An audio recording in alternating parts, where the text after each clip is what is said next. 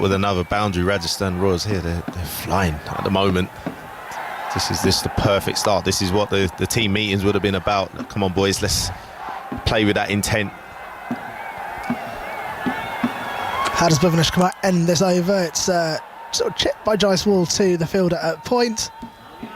So 11 from the over. Bhuvanesh Kumar hit for a 4 and a 6, but then responds with 3 dots. 4 overs down. Rajasthan Royals 45 with no loss. Jaiswal going strong on 27 from his 13 balls. With him, Joss Buttler 12 off 11. Yeah, very good start. Say Bhuvanesh were actually bowling quite a decent over there and not doing too much wrong, and still going for a couple of boundaries there. Decided to do the switcheroony with the bowlers, but it's important now that Jansen backs that up now. He's got to get it right. Very sleepy first over there, not really in any plan or intent. I think you felt just almost sort of ambling in, going through the motions a little bit. You know, he's got all the attributes. Was he 6'7", 6'8", can bowl upwards of 85 mile an hour. You want a little bit more venom in his bowling at the moment than what they're seeing. Yeah, his first over went for 13 runs, and they've now they'll be bowling in from the other end, Hyderabad. So Rajasthan Royals 45 for no loss, 4th in the IPL table. A win here will help them leapfrog the Lucknow Super Giants and put them into 3rd position, a good position to be in going to the final 3 or 4 games for these teams. Here comes Marco Jansen, his long run up, very tall figure, and this is just poked to the field at mid-off, and the ball comes in, the stumps are out, but I think Jaiswal was home safely. In fact, I'm confident because Marco Jansen's helping to pick up the stumps. Yeah, Butler's very quick between the wickets, very hard to stop him. Tremendous athlete, tremendous player. Yes, I mean, look at the age of that, 21 years and 130 days, and you know, your name is you're already amongst some top players. Rishabh Pant, Prithvi Shaw, Sanju Samson, Shubman Gill, who we saw earlier today. Yeah, illustrious company. Second youngest to 1,000 runs. Impressive start to her career. A lot of people are very excited about him. Here comes Johnson then. Bowls, and this is up in the air. Where's this going to go? There's no fielder there. It should land safely. He goes for 6. Maximum there. And Jaiswal is having the time of his life. Another boundary. And a move to 27 now from 13. Again, I'm just not convinced with this plan. I mean, you've got 3rd man up in the ring and you're bowling pace on short. It only takes the batters, especially someone like Jaiswal, who's going to have a dip. Anything bowled to him, it would seem. Surely you've got to protect yourself for the top edge and in that situation. The umpires just had a look at the replay and looks like the ball went crashing into the ropes. That was 4, not 6, but boundary nonetheless as the next ball is driven. And there's another 4 at deep backward point. Doesn't matter how the boundaries come, whether they're 4s or 6s, Jaiswal is making them, and he moves to 35 now from 15 balls. And really playing with intent here. Yeah, and this is what infuriates both captain, coach. Just bowlers not bowling to the plan, just not really thinking about what they're doing. They're just running up and letting the ball go. You set the field straight, he bowls wide. Set the field wide, he bowls straight. Here comes Jansen, and the next ball is defended. So 2 boundaries and then a dot off the bowling of Marco Jansen into Jaiswal. I think Marco Jansen, that's where he's got to live. You know, that's the kind of line and length he's got to bowl as an opening new ball bowler, right? And if this youngster is good enough, he's in the form of his life at the moment, if he's good enough to consistently hit you off those lengths, then, you know, fair play. But at some stage he's going to make the mistake, and you just have to be good enough to stay in that region. Here comes Jansen, and he'll bowl wide of the off stump, and this one will go through to the wicket keeper Henrik Klasen, who's seen a few runs go past him today but held on to that one. Yeah, I think sometimes with batters going well, bowlers can sometimes get into that mindset of trying too much themselves, and you know, plans tend to unravel very quickly, and then it's very hard to stop or trying to protect both sides of the wicket. It's almost near impossible. You never seem like you have enough fielders as a captain. Just seen Jaiswal and Butler having a little chat in the middle of the pitch. And what was said between them two there. Keep going, presumably. Here comes the last ball of Janssen's over. Oh, and this is caught. Oh, an easy catch in the end. Short third. And Jaiswal does not look pleased. Takes a moment to walk, but that is the first wicket down at the end of the 5th over. Rajasthan Royals 50 for 1. Jaiswal is out for a brilliant to watch 35 runs from 18. And Rajasthan Royals lose their first wicket.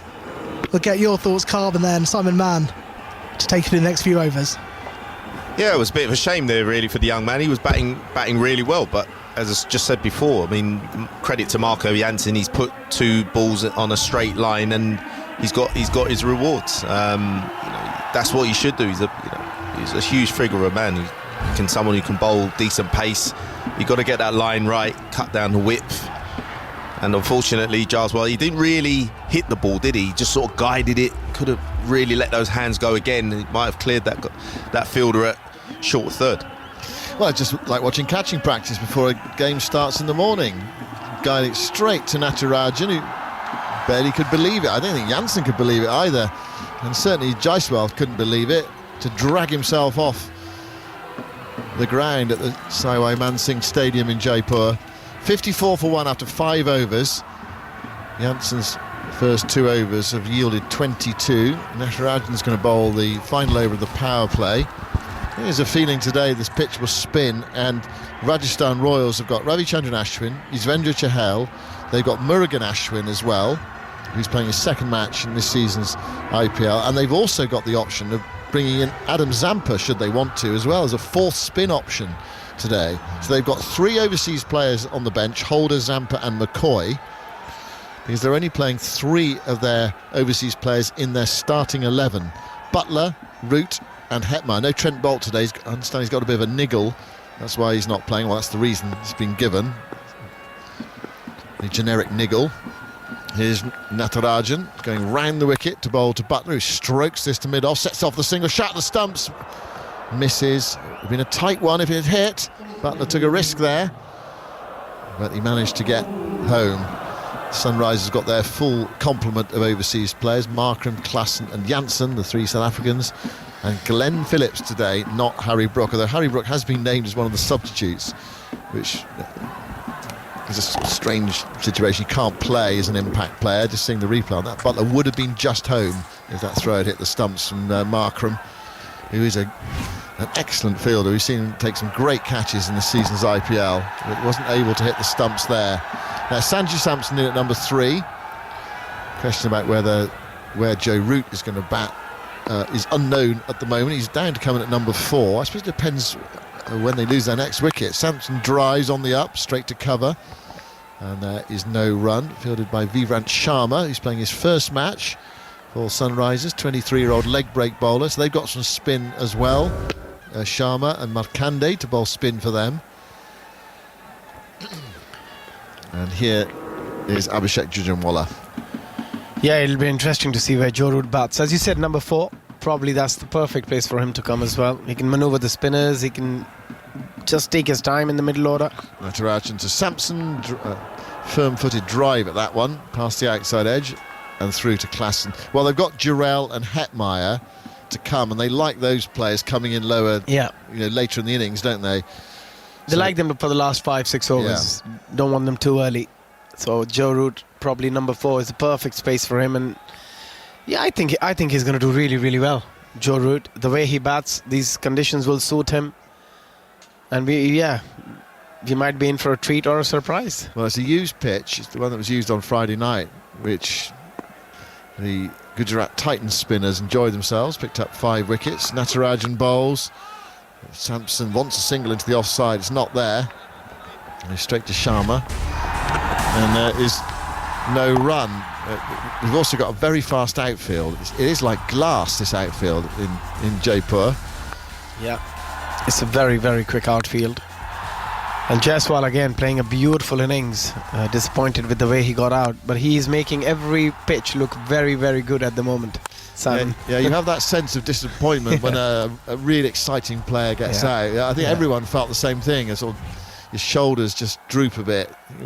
Wouldn't mind a bit more of this. Not Janssen, of course, and the Sunrisers Hyderabad players and supporters, but anyone else watching around the world, listening around the world.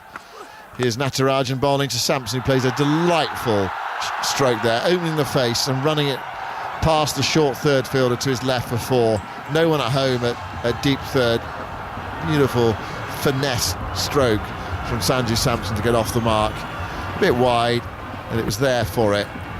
Guided away nicely. Yeah, as a left-arm seamer, you're coming up around the wicket and have a short third. You've got to be so precise with your line and length. A little bit of room outside the off stump is kind of a free hit. And that's exactly what we saw. Sanju Sampson just guiding it past that short third fielder. Easy pickings for him. Last ball of the power play, Natarajan bowls to Sampson, who drives. Doesn't really time that, but he gets it away on the offside, out towards the extra cover boundaries. A sweeper out there. Who is Vivrant Sharma, sends in a good return, but can't prevent the single. Sampson gets the bowling. He's 6 not out. So Butler's had 13 balls in the power play. So 13 of the 36 available to him. Scored 14, 61 for 1 after 6. So I'd say Rajasthan, not their best power play in this season's IPL, but I think they'll be reasonably happy with it. Yeah, I think 61. Any team would be happy with that sort of a start where you've only lost 1 wicket. The in-form Jaiswal is out in the dugout, but you still got so much option here with Sanju Sampson, who's played some good innings in this year's IPL. Jos Buttler, not up to his standard, I would say, but still is in decent form. I mean, every time we want Jos Buttler to have a season where he'll smash 400s, which he did a couple of seasons back. But it's not easy in T20 cricket. Well, you come to celebrate Butler, but it's Jaiswal's season, really. So far for Rajasthan, he's outshone Butler at the top of the order. Now Makande is going to bowl outside the power play. Butler in his recent innings, 8, 18, 27. He's got little starts. 0 against RCB, 40 against Super Giants. Here's Makande bowling to Butler. Butler stands up and punches it back down the pitch, and Makande fields away to his left-hand side. And there is no run, so Butler's 14 from 14. Yeah, I think he's one of the bowlers for the season, Mayank Markande. He's bowled really well this year. Markande to Butler. Butler back to a googly. Nudges this into the leg sides. Off quickly for the first. He's going to come back for the second. Yes, he is. He spotted that early. One of those that goes fractionally outside the circle on the onside. Home for 2. Butler to 16. Butler's best score this season's IPL. Well, he's made 3 50s. He started well, 54 and 79 and 52 in his first 4 innings, and a 40 against Super Giants. Of late, just a bit thin. Butler there, firm-footed push, beats the dive at extra cover, goes up towards long off, gets his single. Yeah, today he looked determined to score a big one. He's just giving himself a bit of time, 17 of 16. Sanju Sampson can do the scoring. He can go quick at any given time.